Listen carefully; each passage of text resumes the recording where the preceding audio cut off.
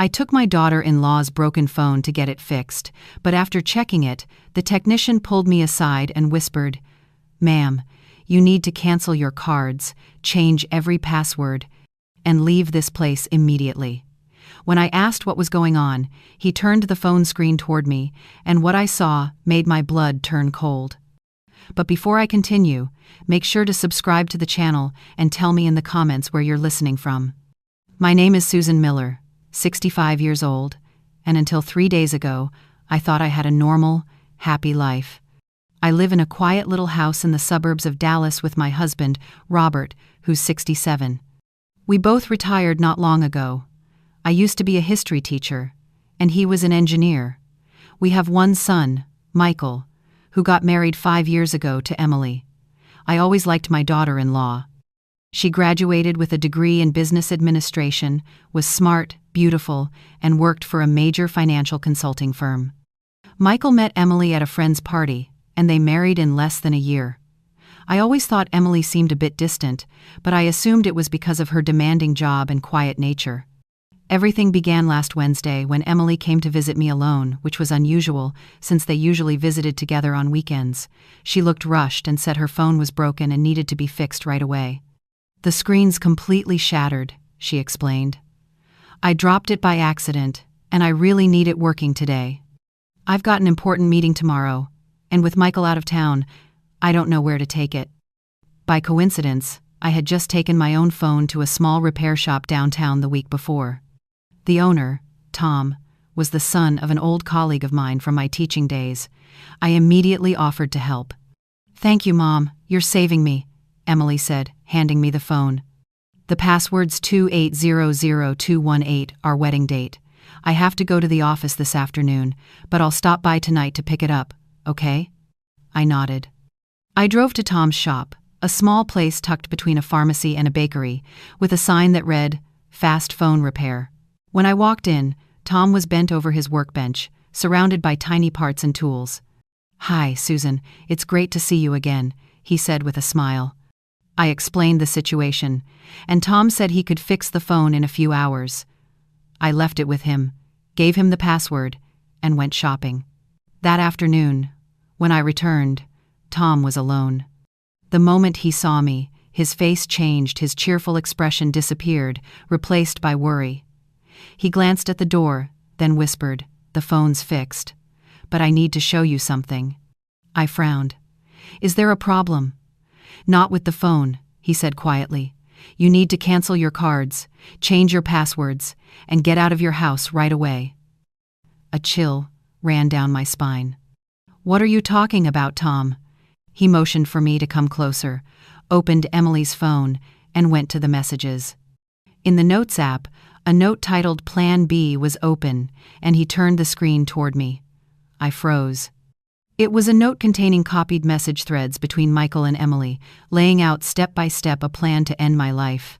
"Mom's getting more forgetful," Michael had written. "This is the perfect time. The doctor's documenting it, just like I asked. No one will suspect anything when it happens." Emily's reply made me sick. "Your parents' life insurance is worth almost $2 million. Once we sell the house, we'll have enough to start over somewhere new." I was trembling, gripping the counter to keep from falling. "No, this can't be real," I whispered. Tom explained that he hadn't meant to snoop, but when he tested the phone after fixing it, a notification appeared, and what he saw was impossible to ignore. My heart pounded as I scrolled through the rest. They discussed the method, the timing, how to stage the scene as a domestic accident. There were even notes about medications and amounts that could be lethal to someone with my condition. "Robert too," I whispered, barely breathing. "The messages showed they planned to kill my husband afterward. It has to be a few weeks apart," Michael wrote. "If both die at once, it'll look suspicious." Tom locked the shop door, flipped the sign to closed, poured me a glass of water, and helped me sit down. "You need to go to the police," he said. I shook my head, still in shock. No one will believe me. Just an old woman's word against her son and daughter-in-law, 2 people everyone in the neighborhood respects. "Then you need to protect yourself and gather evidence," he insisted. I nodded, my hands trembling. I took my phone and photographed every message, carefully capturing dates, times, and every detail of their plan, including how they were manipulating our family doctor to falsify medical records about my supposed memory loss. "I need you to restore her phone exactly as it was," I told him. "No signs it's been tampered with." He agreed. After about an hour, Emily's phone looked completely normal. When I stepped out of the shop, it felt like I was walking through a nightmare. The Dallas sky had never looked so gray. How could I go home now? How could I look at Robert without breaking down, knowing our only son wanted us both dead?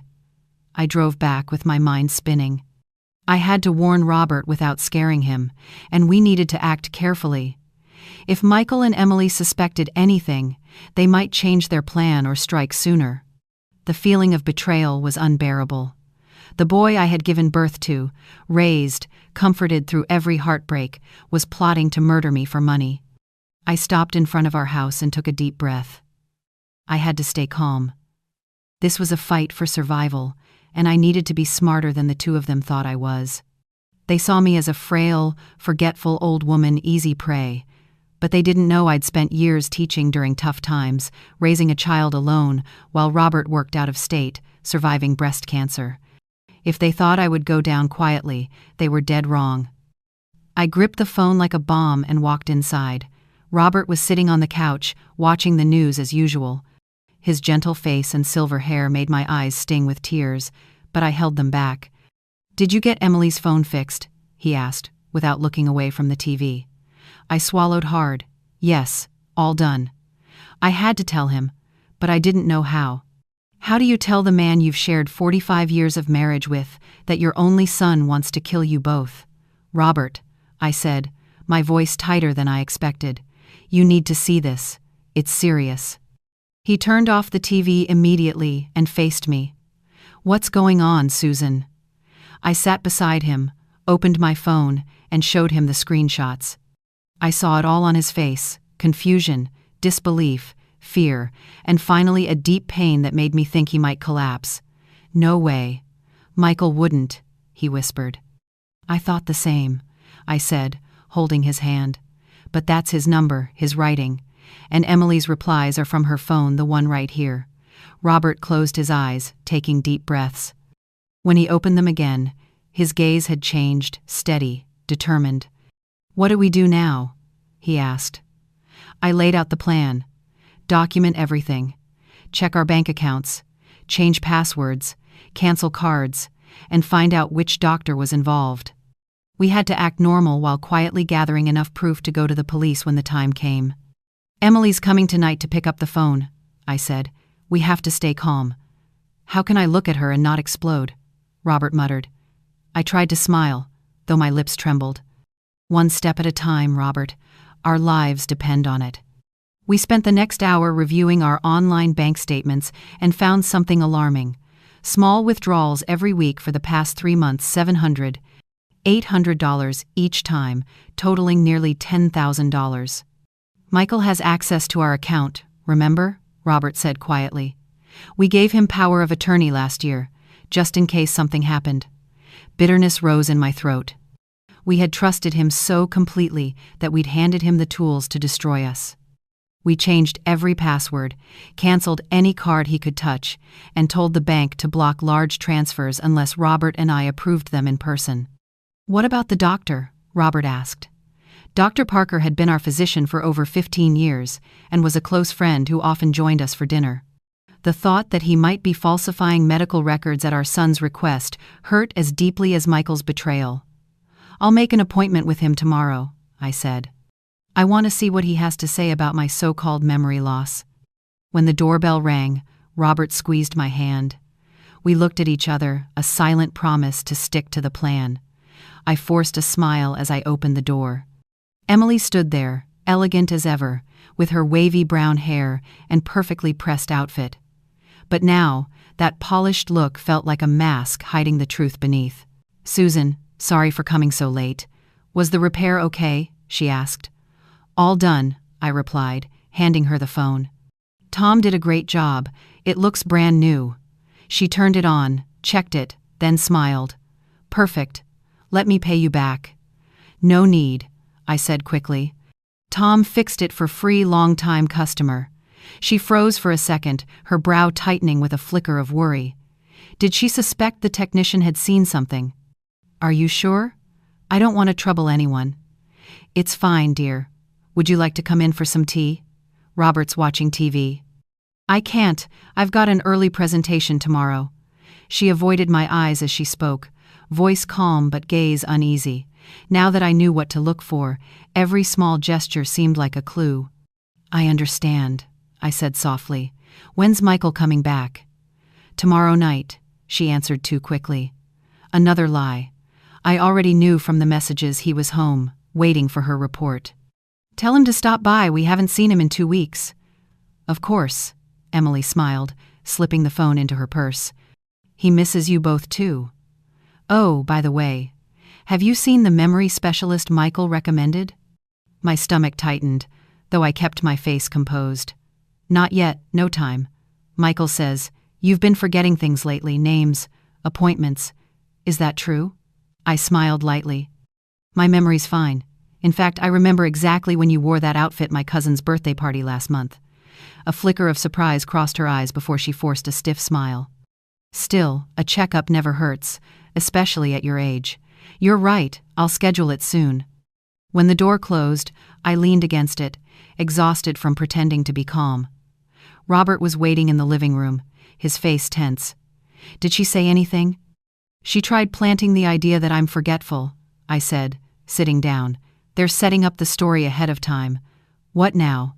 We act, I said firmly, feeling determination replace fear. Tomorrow I'll see Dr. Parker. Then I'll check the life insurance policy. We need to know what Michael's changed. After that, we'll set our own trap. That night, I barely slept. Every creak in the house made me jump. I got up 3 times to check the locks, and the last time, I found Robert in the kitchen, drinking water, eyes heavy with sadness. I keep thinking about Michael as a kid, he whispered. He used to be scared of the dark. Whenever there was a storm, he'd crawl into our bed. Where did that little boy go, Susan? I couldn't answer. How does a child once so full of love turn into someone so cold and calculating? We'll find out, I said, hugging him, and we'll survive this. The next morning, I called Dr. Parker's office, saying it was urgent. They fit me in for a late morning appointment. Before leaving the house, we checked our accounts again and discovered something even worse. A new life insurance policy under my name had been opened 3 months earlier without my knowledge. What is this? I gasped. Robert scrolled through the electronic document. Look at this, your signature. I leaned closer, stunned. That's not my signature. They forged it. And the payout amount is $1.5 million, Robert said quietly. Michael's listed as the sole beneficiary. My body went cold. It had gone far beyond a plan, documents forged, money siphoned, the doctor manipulated, and now a policy waiting to cash in once I died, accidentally. I left the house, my heart pounding. The appointment with Dr. Parker would decide everything. I had to find out how deep his involvement ran. The clinic was calm. The receptionist smiled politely. Good morning, Mrs. Miller. The doctor will see you now. When I stepped inside, Dr. Parker, a middle-aged man with graying hair who had always been friendly, looked uneasy. Susan, this is a surprise. Michael called me yesterday. He said you didn't want to take the cognitive test. I sat down, keeping my tone steady. That's strange, I said. Because I'm the one who asked for this appointment. I heard Michael say you've been showing some concerning signs, forgetting names, mixing up dates.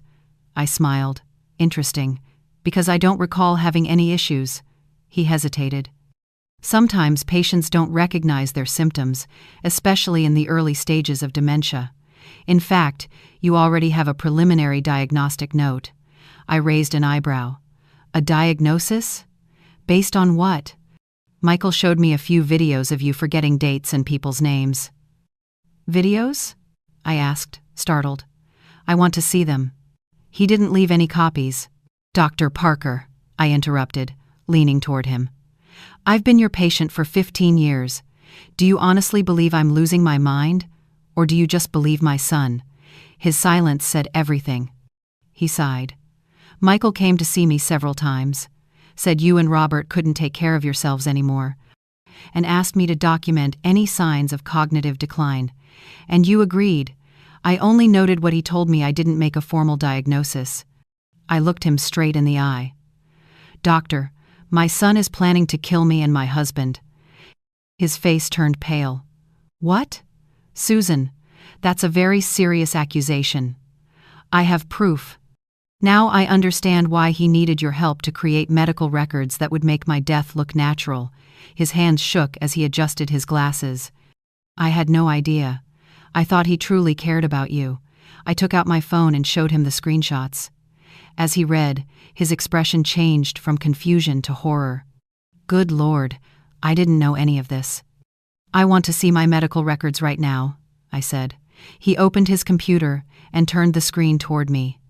It read, Patient shows signs of cognitive decline as reported by her son. Frequent confusion, disorientation, forgetfulness of names and recent events. Recommended comprehensive neurological evaluation. My voice was cold. This is fabricated. And you know it. I only documented what he said, no conclusions. But you created a record that could be used against me, a perfect cover for murder. He lowered his head, voice trembling. What do you want me to do? Print that record and sign it. Then create a new one stating that you examined me today and found no signs of cognitive impairment. He agreed immediately, still shaken. And doctor, I added as he typed, if anything happens to me or Robert, this record and our conversation today will be the first evidence the police review. I left the clinic holding the printed documents, clear proof of the conspiracy against us. Dr. Parker had been manipulated by Michael, and his carelessness had nearly cost us our lives. I drove straight to the bank to check our accounts and revoke every authorization Michael had. The branch manager, Mr. Martin, who had managed our accounts for years, looked surprised by my request. Are you sure, Mrs. Miller? Your son was just here last week. He said you both wanted to extend his authority so he could handle your finances more easily since Mr. Robert's been unwell. Another lie. Robert was perfectly healthy. My husband is just fine, Mr. Martin, and yes, I'm sure. I'd like to review all transactions from the past 6 months. We spent nearly an hour going over the statements. Besides the small withdrawals, something far worse emerged. Michael had requested a replacement credit card in Robert's name, claiming he'd lost it. We issued a new one, Martin said quietly, sounding regretful, because he had power of attorney and usually handled your finances. I took a deep breath to steady myself. Cancel that card immediately, and block any future card requests unless we're both present. When I left the bank, I felt both relieved for having stopped part of Michael's scheme and horrified by how elaborate it was. He had set everything up to make our deaths look natural while gaining full control of our assets. On the way home, my phone rang. It was him. My heart pounded, but I forced my voice to stay calm. Hi, son. Hi, Mom. Are you okay? I just got back. Emily said you took her phone to get it fixed. That's sweet of you.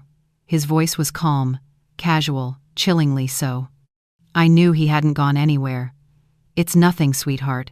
The technician's the son of an old colleague of mine. He gave me a great deal.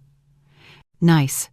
Hey, Emily and I were thinking of coming over for dinner tonight. It's been a while since we all ate together, hasn't it? A cold shiver ran down my back. Why the sudden visit? Had they found out something? Or had Dr. Parker called him after our appointment this morning? Of course, I said, keeping my tone light. I'll make your favorite lasagna. Perfect, Mom. Oh, by the way, he added, did you see that doctor I recommended? Emily said you hadn't gone yet. Yes, I did. I saw Dr. Parker this morning. Silence. And what did he say? Nothing serious. Just ran a few simple tests, said my memory's perfectly fine. Another long pause. That's good. But maybe you should get a second opinion, you know? Dr. Parker can be overly cautious sometimes. I'll think about it, son. See you tonight? Around 7 p.m., Mom. See you then. I hung up, my hands shaking. A seemingly normal conversation, yet full of hidden tension. Michael had clearly expected the doctor to confirm my supposed memory issues, and when he heard the opposite, he grew uncertain. The sudden dinner invitation was no coincidence. It was either to test me or something far worse. When I got home, Robert was surrounded by papers, worry etched on his face. Well, was the doctor involved? I told him everything: how Michael had manipulated the doctor into creating a fake record, how he accessed our accounts, forged the insurance papers, and now called to invite us to dinner. "They're coming tonight." Robert's face went pale. "You think they suspect we know something?" Not sure, but he seemed unsettled when he learned the doctor didn't back his story. We looked at each other, both thinking the same thing. What were they planning for dinner? "We won't eat or drink anything they bring," Robert said quietly. "And one of us has to keep watch at all times." I nodded. "We need to record tonight if anything suspicious happens." Robert fetched his old digital recorder from his office. We tested it and hid it carefully in the dining room. That afternoon, I prepared the lasagna with a heavy heart. The thought of sitting at the same table with two people plotting to kill me made me sick. Every time I remembered those cold text messages discussing our deaths, it felt like my chest was being crushed. "How did it come to this?" I whispered as I set the table. "Where did we go wrong?" Robert just shook his head, his eyes clouded with pain. "I don't know, Susan. I thought I knew our son." At exactly 7 p.m., the doorbell rang. Robert and I exchanged one last look. The recorder was running under the table. Our plan was simple: act natural, observe every move, and if possible, make them slip up. I opened the door with a strained smile. Michael and Emily stood there, he holding a bottle of wine, she a box of my favorite chocolates. "Mom," he exclaimed, hugging me tightly. The embrace that once warmed me now made my skin crawl. How could he touch me while plotting my death? "It's been too long, Mom," he said, handing me the wine. "Brought something special for tonight."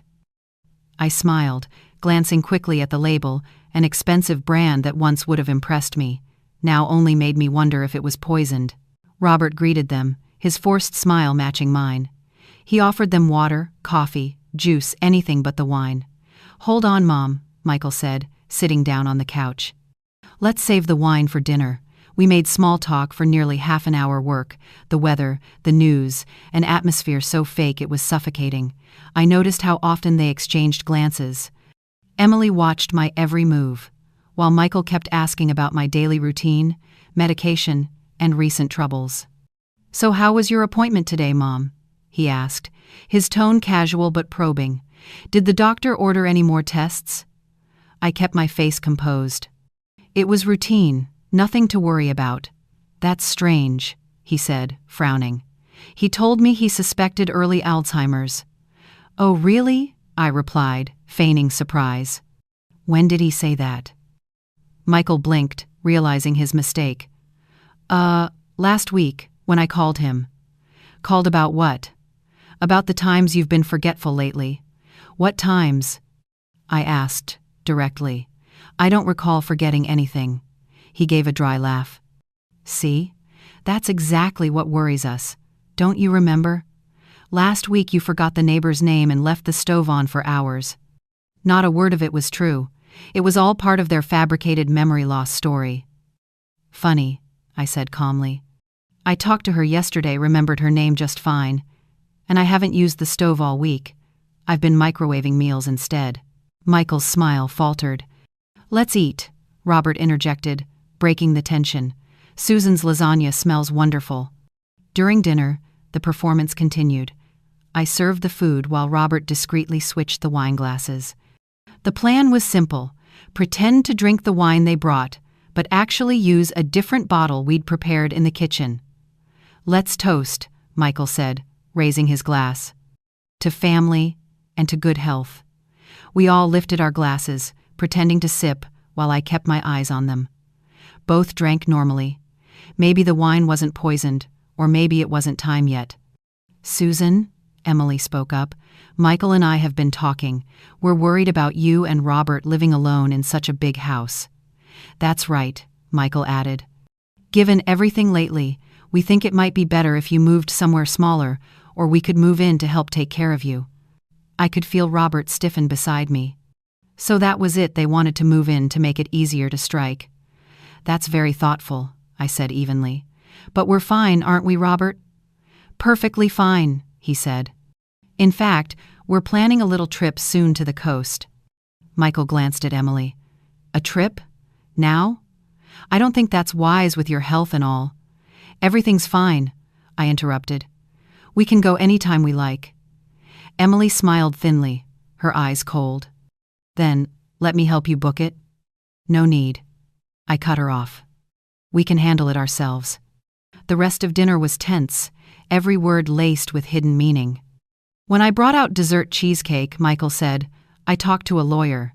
He said we can set up full power of attorney for me, just in case of emergencies. What kind of emergencies? Robert asked calmly. For example, if one of you had to be hospitalized, or if Mom's memory got worse. That way I could make medical and financial decisions for you. I looked at my son, the same face I once held in my hands, the face I'd photographed at his graduation, and all I saw was a stranger. No need for that, son, I said. We recently updated our paperwork and even changed the insurance beneficiaries. Michael froze. Changed how? Nothing major, just making sure everything's clear in case something happens. Emily placed a hand on his arm, as if to calm him. It's always good to review paperwork, she murmured. Your lawyer, Mark, the one you recommended, was very helpful, Robert lied smoothly. There was no Mark, but the mention threw them off balance. Near 10 p.m., Michael checked his watch. We should go. Early day tomorrow. I knew the real reason they needed time to rethink their plan. After a round of fake hugs and hollow goodbyes, they finally left. When the door closed, we both collapsed into chairs, drained. They're suspicious now, Robert whispered. They know something's changed. I nodded, picking up the recorder. We replayed the entire evening. Everything was clear. Michael and Emily were still determined, but our recent actions, visiting the doctor, changing bank access, mentioning the will, had made them cautious. They'll act soon, Robert said. They can't wait much longer. We need more proof, I replied. This recording helps, but it's not enough for the police. If we confront them now, they'll deny everything and be even more careful. That night, we double-checked the locks before bed. Still, I kept my phone by my pillow and propped a chair against the bedroom door. Precautions I never imagined I'd need against my own son. The next morning, the sound of a car stopping in front of the house jolted me awake. I ran to the window and saw Emily stepping out of a black SUV alone, at 8 a.m. On a workday when she should have been at the office. Robert, I called urgently. Emily's here. He jumped up, still half asleep. Where's Michael? I don't know. I'll answer the door, but stay close. I took a deep breath and tried to steady myself as I walked downstairs. Why would she come so early without warning? I opened the door before she could ring the bell. She looked surprised for a second, then quickly put on her polite smile. Susan, sorry for dropping by so early. I was on my way to work and thought I'd stop to drop off some documents Michael prepared for you. She held a yellow folder. What documents? I asked, not taking it. Just that power of attorney we mentioned last night, and a few articles about early-stage Alzheimer's treatments to help slow the progression. Michael's really worried about you. I stared at the folder in her hands. A trap, that's what it was. I could feel it. It probably contained forged papers with my signature, just like the fake insurance policy we had uncovered. Come inside, it'll be easier to go through them together, I said, keeping my tone calm. Emily hesitated for a moment. Actually, I'm already late for work. I just wanted to drop these off for you to read. It's fine, come in, I insisted, widening the door. Robert just made fresh coffee, 5 minutes won't hurt. Reluctantly, she stepped inside. I led her to the kitchen, where Robert sat pretending to be relaxed with his cup of coffee. Emily, what a nice surprise, he said warmly. She brought some documents for us to sign, I explained, emphasizing the word us. Robert understood instantly. Great, let's take a look. Emily's tension grew as Robert opened the folder and began flipping through the pages. I watched closely, her eyes followed every movement he made, her fingers tapping nervously on the table. Well, this is interesting, Robert said after a few minutes. This power of attorney gives Michael full control over our financial and medical decisions. Legally, it would leave us with almost no say in our own lives. It's just a precaution, Emily replied quickly. Because of your condition. What condition? I asked sharply. The memory lapses, the confusion, she stammered, realizing she was sinking. Michael said he noticed it a few times. Strange, I said. Dr. Parker didn't notice anything yesterday. Doctors can be wrong, she shot back. That's why it's good to get a second opinion. Robert set the folder down and pushed it toward her. Thanks, but we're not signing anything. In fact, we're already in the process of revoking last year's authorization. Emily's face froze for a second before she forced a polite smile. But Michael just wants to help. We understand, I said evenly, but we'd like to manage our own lives. She stood abruptly. I really have to go. I'm late. Of course, I said, walking her to the door. Tell Michael we'll call him to discuss this later. When the door closed, Robert looked at me. We both understood. They're speeding things up, he whispered. Exactly, I nodded. Which means we have to act now. We examined the documents Emily had brought. As we suspected, the power of attorney granted Michael absolute control over our assets, bank accounts, and even our medical decisions. There was also a voluntary admission form for a memory care center, essentially a nursing home for severe dementia patients with a blank signature line ready to be filled. They're not even pretending anymore, Robert said, his hands shaking. This is practically a death sentence. Good, I replied, surprising him. The clearer it is, the stronger our evidence. I photographed every page, made digital copies, and emailed them to Stella, the only friend I trusted completely outside the family. I briefly explained the situation and asked her to keep everything confidential. What do we do now? Robert asked. We need a plan. Clearly, they're moving faster. We decided to consult a legal expert, not the police yet, since we still lacked enough admissible evidence, but a lawyer who could help us protect both our assets and our lives. We chose a lawyer with no connection to Michael, Laura Bennett, an attorney specializing in family and criminal law. That afternoon, we went to her downtown office and told her everything: the messages, the bank withdrawals, the forged insurance, the altered medical records, and the papers Emily had delivered that morning. Laura listened carefully, taking detailed notes and asking precise questions. When we finished, she took a deep breath.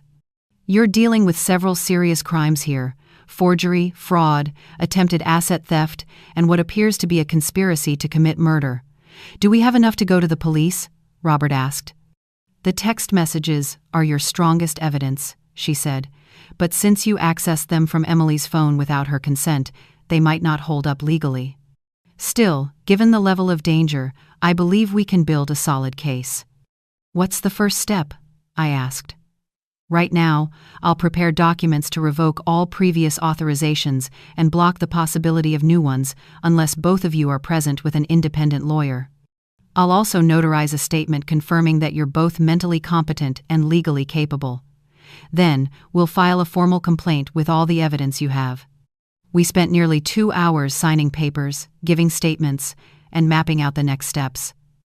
Laura was meticulous, missing nothing. Finally, she said, now comes the most important part: your safety. I strongly advise that you don't go home tonight. Robert and I exchanged uneasy looks. You think we're in immediate danger? I asked, though I already knew the answer. Based on what you've told me, yes. Emily's unexpected visit this morning shows they're rushing. I suggest you stay at a hotel for a few days, under a different name, until we get a protective order. We left her office with a thick folder and a growing sense of urgency. We went straight to the police station to file a formal report. The officer on duty, a middle-aged man named Charles Davis, listened to our story, his expression growing graver by the minute. This is extremely serious, he said. I'll assign investigators immediately and arrange discreet surveillance of your home. When Laura's recommendation about staying away was mentioned, he nodded. I agree. Don't return home yet, but let my team install hidden surveillance cameras first. If they come back, we'll have solid proof. We agreed, We would only go home briefly to pack while the police set up the equipment, then move to a hotel under aliases as advised. On the ride back, Robert stared silently out the taxi window. "Nearing home," he said quietly. "I never thought I'd live to fear my own son." I squeezed his hand, unable to find words. From a distance, our house looked as peaceful as ever, the windows, the little garden, the mailbox Michael had painted when he was 16. Hard to believe that the place that once symbolized love and safety was now the center of a murder plot. A team of plainclothes officers arrived in an unmarked car. They entered through the back door and installed tiny cameras in the living room, kitchen, hallway, and entrances. "The footage will stream directly to the station and be monitored around the clock," they explained. While they worked, Robert and I packed only essentials: a few changes of clothes, our medications, important documents. I avoided looking at the family photos on the walls. Every memory now felt poisoned by betrayal. "All set," one officer said. "The cameras are nearly invisible but high resolution. If anyone enters, we'll know instantly." He handed me a card with a number. "This is our direct line. Call immediately if anything happens." Just as we were about to leave, my phone rang. It was Michael. I looked at the officers. One nodded, signaling for me to answer naturally. "Hello. Mom, where are you?" "I stopped by the house and no one's here." My heart clenched. He was already there. "We're out shopping at the mall," I lied. "Needed to pick up a few things." "Oh, really? I just got worried, that's all. You two rarely go out without saying something." His tone was smooth. Practiced it made my stomach turn. "It was a last-minute decision. We'll be back soon." "Perfect, because I've got a surprise for you. I'm waiting at the house." I froze. "A surprise?" "Yeah, I brought a bottle of your favorite wine. Thought we could sit down and talk about those papers Emily brought over this morning." One officer gestured for me to keep him talking. "That's so thoughtful, sweetheart. We'll be home in about half an hour." "Great, I'll be here." When I hung up, the officers immediately radioed another unit. "Suspect is inside the house. Maintain distance and keep surveillance active." The lead officer turned to us. "We'll let him move freely for now. Let's see what he does. If he plants anything poison, forged documents, whatever, the cameras will catch it. That'll be irrefutable evidence." The plan made sense, but the thought of Michael walking through our home, possibly setting a trap, made my blood run cold. "What if he finds the cameras?" Robert asked. "Unlikely," the officer replied. "They're the size of shirt buttons, hidden in places no one would notice. Plus, we've got undercover units stationed around the neighborhood." We waited at a nearby cafe, tense and silent. Every minute felt like an hour. I couldn't stop picturing Michael inside the house, planting poison, hiding false evidence, rummaging through our belongings to find something he could use against us. After about 40 minutes, the officer received a call, nodded several times, then turned to us. "We've got something. Something big." We rushed back to the station and were led into a monitoring room lined with screens. Lieutenant Davis was there, reviewing footage from our home. "Mr. and Mrs. Miller, you'll want to see this," he said gravely. On the screen, I saw Michael enter the kitchen carrying 2 plastic bags. He looked around carefully, making sure no one was there, then began working methodically. He took out several pill bottles and mixed their contents into our medication in the cabinet.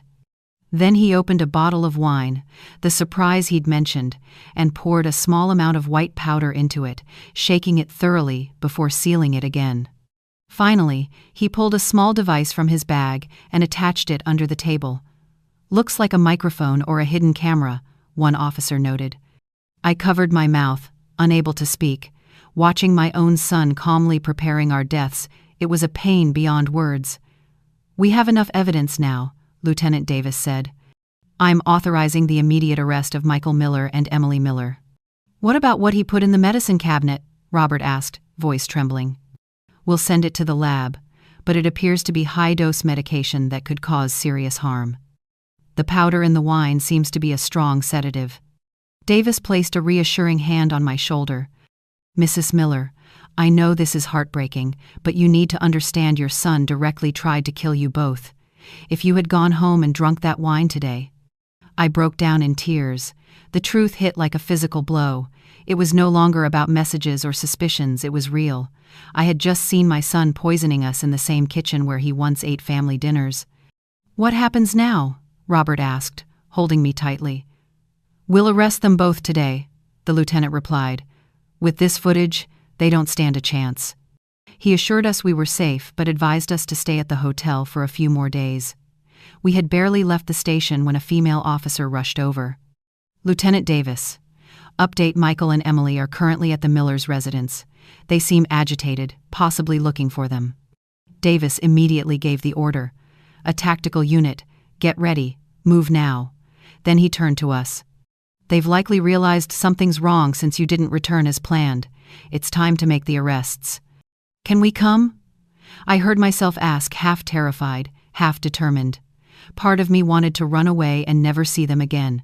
But another part, the stronger part, needed to see it end. Davis hesitated, then nodded.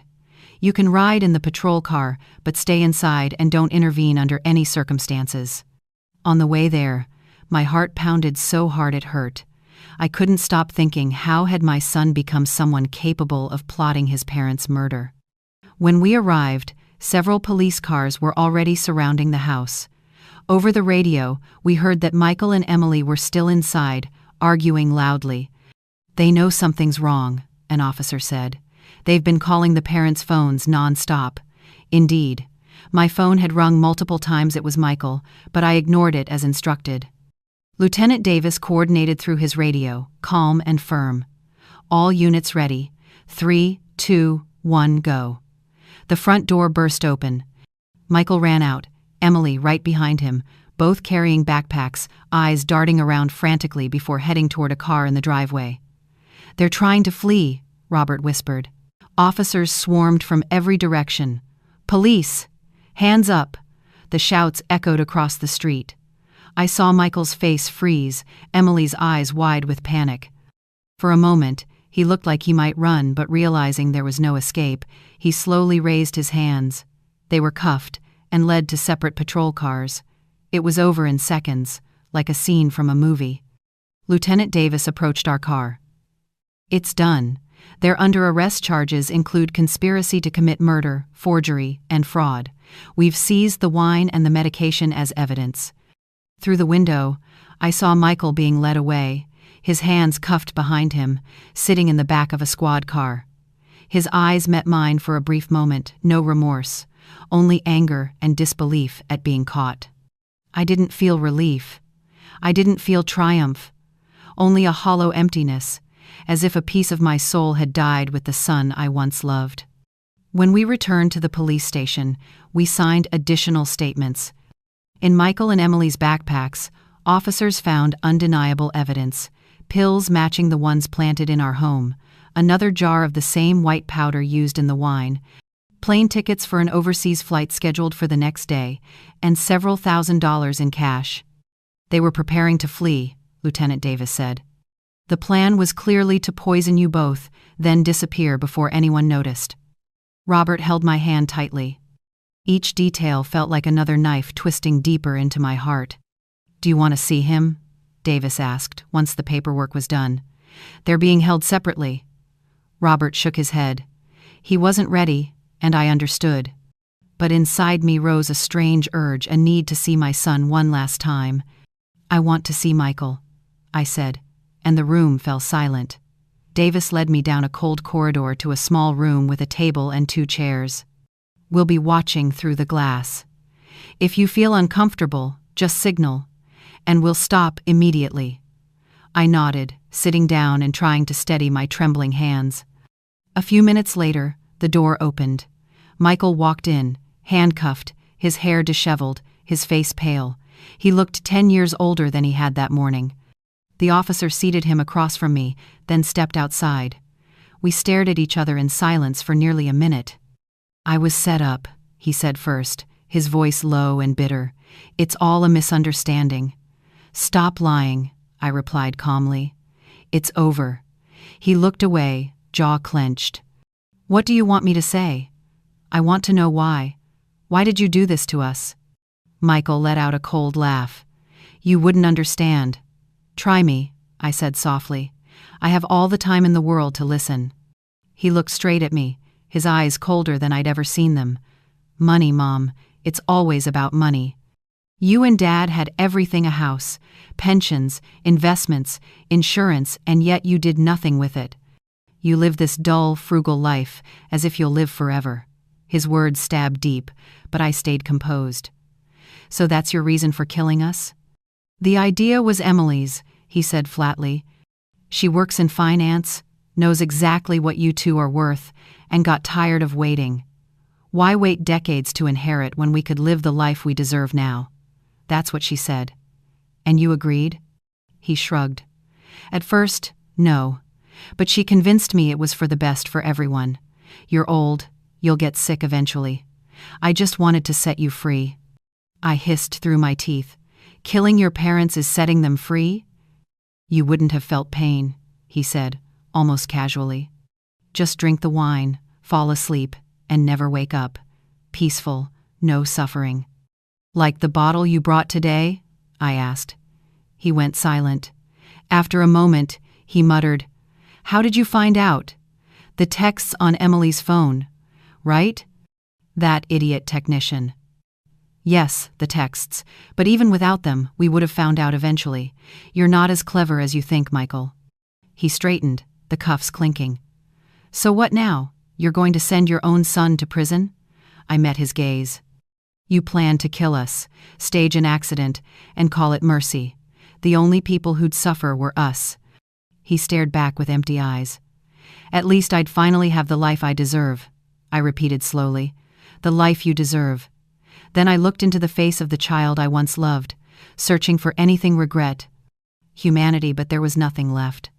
I don't recognize you anymore, I whispered. The son we raised, loved, and protected all these years. Where did he go? For a fleeting moment, emotion flickered across his face. I'm still here. I've just grown up. I'm tired of waiting my turn. I stood up, meeting his eyes. You'll have the best lawyer money can buy. Your father and I will pay for that. It's the last thing we'll ever do for you as parents. But don't expect anything more, Michael. What you've done can never be undone. I turned to leave, but he called after me. You don't understand. I just wanted a real chance to live. I stopped, glanced back at him one final time. We gave you every chance, education, love, support. What to do with that was your choice. And this is what you chose. I walked out of the interrogation room, each step heavier than the last. In the hallway, Robert was waiting, his eyes red, his face streaked with tears. What did he say? He asked, his voice trembling. The truth, I answered. It was all about money. Our deaths were his way to have the life he thought he deserved. Robert closed his eyes, his face collapsing under unbearable pain. How did we not see it? How did we let him become this? I had no answer. That question haunted me too. How could two parents who had guided their child through every stage of life, taught him right from wrong, celebrated his every success, raise someone cold enough to plan their murder? We left the station in silence and went back to our hotel. Robert barely spoke, lost in thought. I knew he was replaying every memory of Michael, trying to pinpoint where things had gone wrong. At the hotel, a small but quiet place downtown, we asked for a room with 2 beds. Neither of us said it aloud, but we both understood we needed space that night.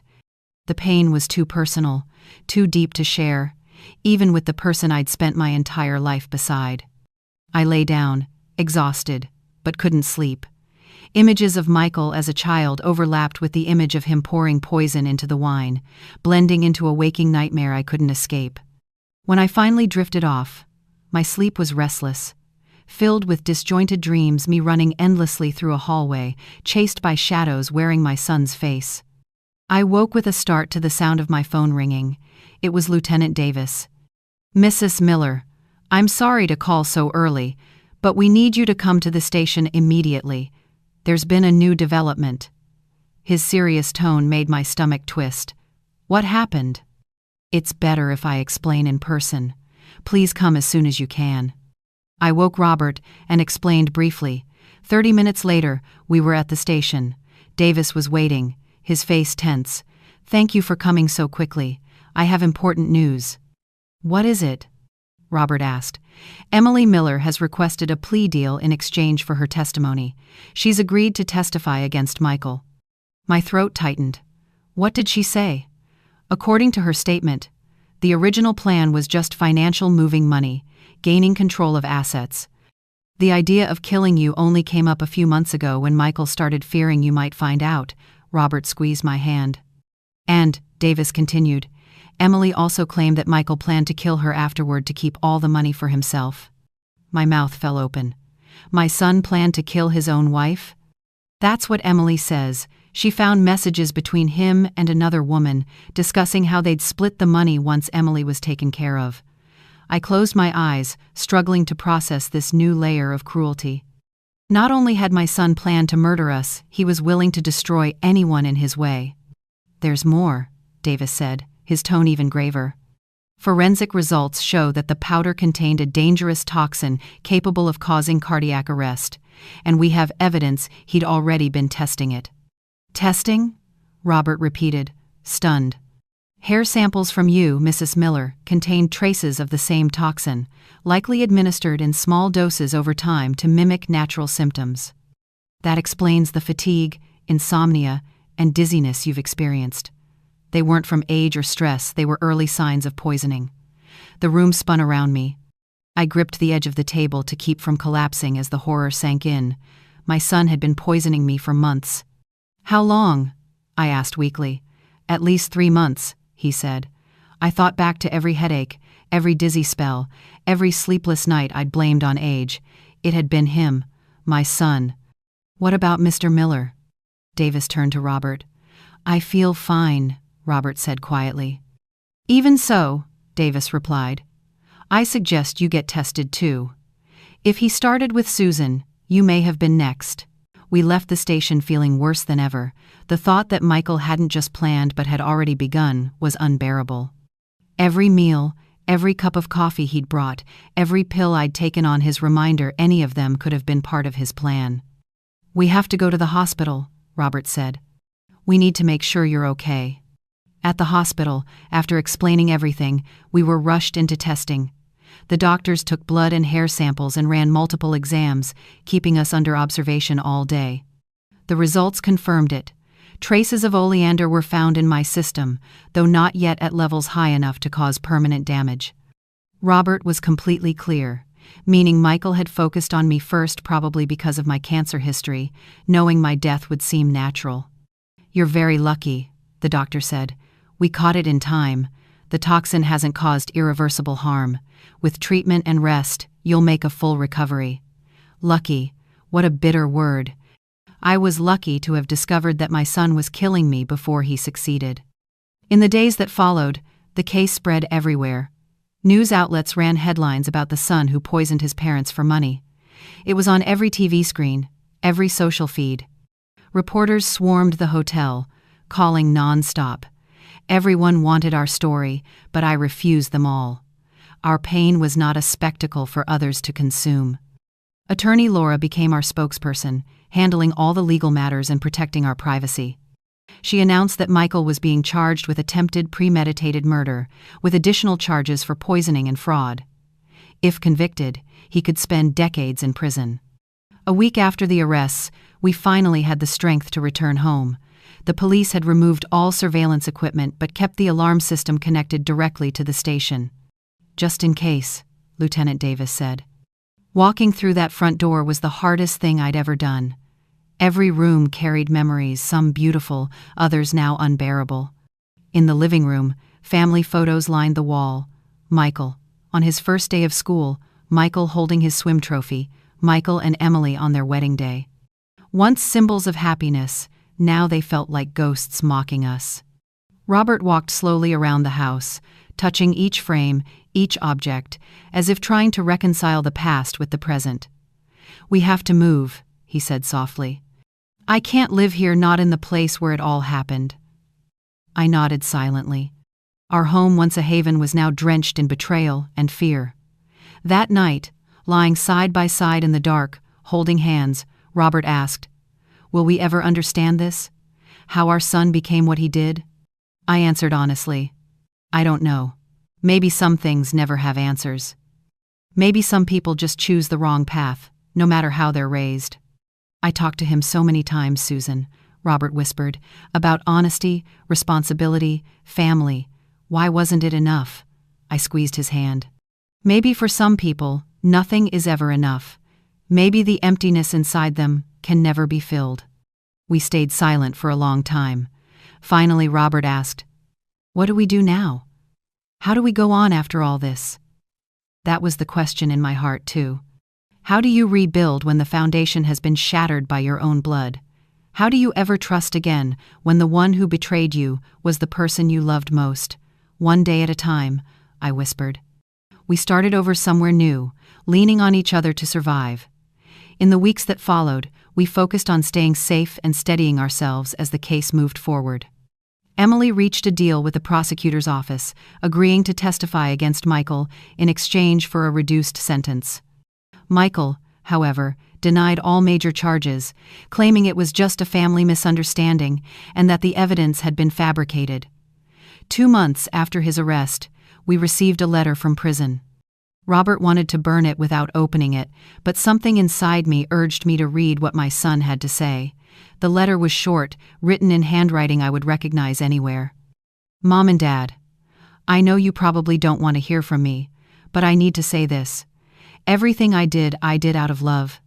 Yes, I wanted money, freedom, but I also wanted to spare you from the pain of aging, of dependence, of losing dignity. I'm not asking for forgiveness. I know what I did is unforgivable, but please understand it wasn't out of hatred, it was out of ambition.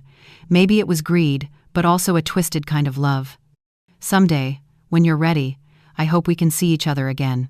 I read the letter 3 times, trying to find some sincerity, some trace of the child I once knew, but all I saw was manipulation, another attempt to justify the unforgivable. Out of love, I murmured, folding the paper. He wanted to kill us, out of love. Robert read it too, then shook his head sadly. He still doesn't understand, and maybe he never will. I placed the letter in a drawer and didn't respond. Maybe one day, when the pain isn't so raw, when I can think of Michael without being torn between love and betrayal, I'll find the words to write back. But not now, not while the wound is still bleeding. The following months passed in a blur of court hearings, therapy sessions, and the slow, painful process of rebuilding a life. We sold the house for far less than it was worth, just to be done with it, and moved into the small apartment downtown. It was simpler, but at least it wasn't haunted by memories. Michael's trial was scheduled 3 months later. The prosecution had an airtight case: text messages, video footage from our house, toxicology reports confirming prolonged poisoning, Emily's testimony, and the forged documents. Conviction seemed inevitable. Still, the thought of testifying against our own son terrified me. How could I stand in court and tell the world that my child had planned to kill us? How could I look him in the eyes while my words determined the rest of his life? We spoke about it many times with our therapist, Dr. Martha, whom we had been seeing weekly since everything happened. You are not responsible for his actions, she always reminded us. Your testimony isn't betrayal, it's truth. But he's still our son, Robert said. No matter what, he's our son. Yes, she replied softly, and he's also an adult who chose a criminal path. Both truths can exist at once. One afternoon, while unpacking a few unopened boxes in the new apartment, I found an old photo album. I sat on the floor, turning the pages. Pictures of Michael as a baby, a schoolboy, a teenager, always smiling, always surrounded by our love. In one photo, he was about 5, holding a drawing of 3 stick figures under a sun, with the crooked words, "For the best mom in the world." I burst into tears. Where had that little boy gone? When had he turned into someone capable of planning our deaths? Robert found me crying on the floor, clutching the album. He sat beside me and put his arm around my shoulders. We stayed like that, grieving the child we had lost, not to death, but to the darkness that had consumed his soul. The following week, Stella, my friend from the library, the one who had helped me collect evidence against Michael, came by unexpectedly. She carried a stack of old newspapers. "Susan, Robert," she said, her voice trembling between excitement and concern. "I found something. You need to see this." It was from a small southern town, dated 5 years earlier. The front page read, "Elderly man dies under mysterious circumstances. Niece inherits entire estate. Police suspect poisoning but close the case due to lack of evidence." I frowned. "What is this?" Stella pointed to a photo beside the article. The young woman being interviewed was unmistakably Emily, years younger, but clearly her. Before moving here and changing her name, she had been Carolina Sanders. The man who died was her uncle, who had raised her after her parents passed away. Robert skimmed the clippings. She inherited everything. Police suspected poisoning but couldn't prove it. Exactly. Stella nodded. And do you know what the suspected toxin was? Oleander. A chill ran down my spine. "The same toxin found in your system, Susan," she said. "The same one Michael mixed into the wine." The truth was cruel and unmistakable. Emily wasn't just an accomplice, she was the mastermind. She'd done it before, knew how, knew the dosage, and had led Michael down the same bloody path. "Why bring this to us now?" Robert asked. "Because her deal with the prosecution is about to be finalized," Stella explained. "She might get only a few years, even though she may have killed before. It isn't fair." We immediately took the discovery to our lawyer, Laura. She contacted the prosecutor's office at once. The investigation into Emily's uncle's death was reopened, and police began examining the possibility of additional victims. Within weeks, her plea deal was suspended. In her apartment, officers found a detailed journal describing her plan to kill us, notes about her uncle's poisoning, and even her intention to eliminate Michael afterward to keep all the assets. The full picture was more horrifying than we could have imagined. Emily was a sociopath who had manipulated Michael into becoming her pawn, then planned to dispose of him once she got what she wanted. When Michael heard the news during the pretrial hearing, he broke down completely. His attorney said that he finally understood the extent of her manipulation, though it didn't erase his crimes. That was when Robert and I decided to visit Michael in prison. Not to forgive him, it was far too soon for that, if forgiveness was even possible, but to face the truth and try to understand how everything had gone so wrong. The prison was cold and heavy with silence. We followed the guard through a long hallway to the visitation room. When the door opened, Michael walked in, hands cuffed, wearing an orange jumpsuit. My chest tightened. He looked thinner, paler, with deep shadows under his eyes, so much older than 35. The moment he saw us, tears streamed down his face. "Mom, Dad," he rasped. "We're here," Robert said simply, sitting across from him. There was nothing more to say, the distance between us felt infinite. Still, being there, offering a sliver of human warmth, mattered to him and to us. "I'm sorry," he said after a moment. "For everything. I know it means nothing now, but I had to say it. I noticed the bandage on his wrist. Why did you try to hurt yourself?" He lowered his eyes. "Because I finally understood. Not just the plan, the lies, the manipulation, but the pain I caused you. I destroyed everything, and I know I can't fix it." For the first time since all this began, I saw something real in his eyes, not self-pity or denial, but genuine awareness of guilt. "You're right," Robert said quietly but firmly. "Some things can't be fixed. But that doesn't mean you give up." "What's left if I don't?" Michael asked. "Life," I answered. "An imperfect, painful life behind these walls, but still life. Still a chance, however small, to do something right." We stayed only about half an hour. We didn't promise to return. We didn't talk about forgiveness. We just said goodbye, leaving behind the faint outline of a fragile hope for the future. On the way back, Robert was silent for a long time, then asked, "Do you think we did the right thing?" "I don't know," I said, "but I don't regret going." 5 years after discovering the murder plot, Robert and I celebrated our 45th wedding anniversary. We didn't throw a big party, just a cozy dinner at home with a few friends who had stood by us through the storm. Watching Robert tell stories that made everyone laugh, I realized something important. We had found joy again, not the same joy as before, but one deeper, quieter, and more grateful. We carried scars that would never fade, but we were alive, and we chose to keep believing in the light after the darkness. We had faced the worst life could bring, and were still here, together. Michael remained in prison, where he would stay for many years. After his suicide attempt, he seemed to find a new purpose late, but real. He began studying law through an inmate education program, hoping someday to help other prisoners. We visited occasionally, not often, but enough to maintain a fragile thread of connection. Emily, meanwhile, was serving her sentence in a maximum security prison, refusing all contact with us. From what we heard, she still denied everything, blaming everyone but herself. As for us, we learned to carry our story without letting it define us. When we met new people, the truth eventually surfaced. Our corner of the suburbs wasn't large, and the case had once shocked the community, but most people showed compassion and respect for the pain we endured.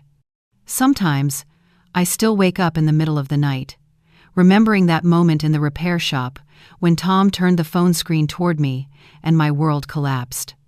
Sometimes Robert still dreams of the night Michael carried out his plan. But those shadows come less often now, replaced by the light of our present by small joys, new friends, rediscovered hobbies, and the love that survived the unimaginable. On the night of our 45th anniversary, after everyone had left, Robert and I sat on our balcony, looking up at the starry sky. "Who would have thought," he said, taking my hand. "After everything, we'd still be here, the survivors." I smiled and squeezed his hand. "Not just surviving," Robert whispered, "but living." He was right. We were no longer just existing to endure. We were truly living, fully and gratefully. Looking back on that fateful afternoon at the phone repair shop, I no longer see only tragedy. I see growth born from pain. I didn't choose this path, nor the suffering that came with it, but I accepted the challenge to rebuild, to find meaning again, and to keep loving even after breaking apart. Maybe that's the greatest victory of all, to not let hatred, bitterness, or fear define you. Every day, I choose compassion, courage, and hope, even knowing how dark the world can be. And have you ever had to rise from a wound you thought would never heal? I would love to hear your story. Share it in the comments, and if you'd like to keep walking with me through these journeys of courage, love, and healing, stay here.